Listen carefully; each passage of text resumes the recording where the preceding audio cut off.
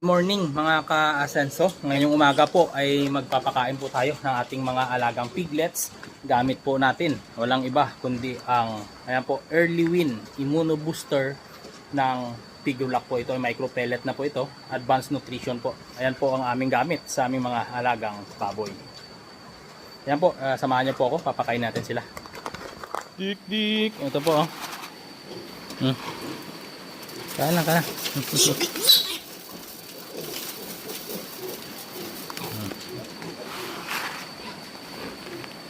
Ayun na, medyo mailap sila pero ayan, kumakain na po sila. Nilagyan ko po ng dinilyot na Early Win sa syringe at ayan po, natuto na silang kumain.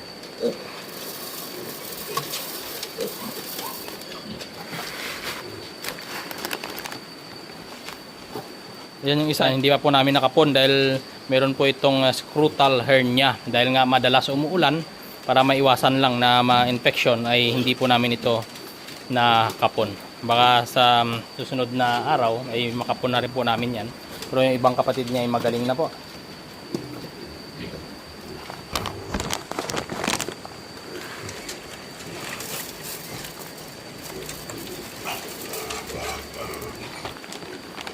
Alagang Early Win Immuno Booster Micro Pellet Nutrition. Gawa po ito ng Pigrolac.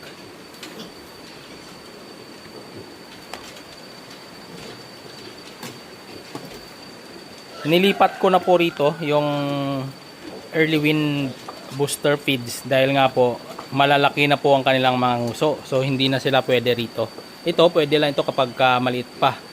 Dahil nasa 20 days na po mga ito, 22 days. Mga 10 araw na lang po ito o 8 days ay iwawalay na po namin sila.